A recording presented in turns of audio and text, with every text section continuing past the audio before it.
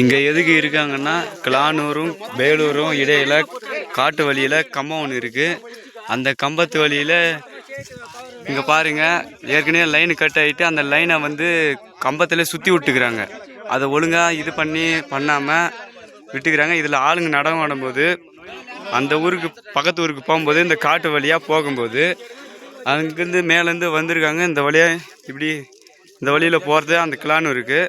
இதில் கீழே போகும்போது அந்த இடத்துல வந்து கால் ஸ்லிப் ஆகிட்டு அந்த கம்பத்தை பிடிச்சிருக்காரு.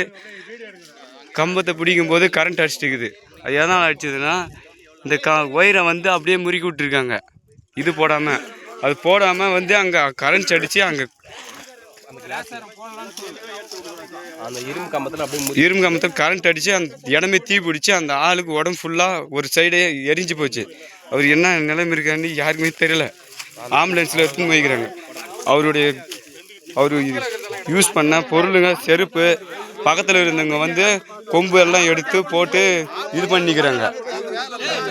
ஏற்கனவே உடஞ்சி போய் அங்கே ஒன்று உடஞ்சி போய் இருக்குது, இங்கே ஒன்று உடஞ்சி போயிருக்கு. அதை பார்த்து கூட சொல்லாமல் விட்டுருக்காங்க. இது சொல்லி 4 நாள் ஆச்சான். ஏற்கனவே ஒரு மாடு ஆளுங்க போகும்போது மாடை ஒன்று அடிச்சுட்டு இருக்குது கரண்ட்டு. இதை நான் ஒரு வாரத்துக்கு முன்னாடியே சொல்லி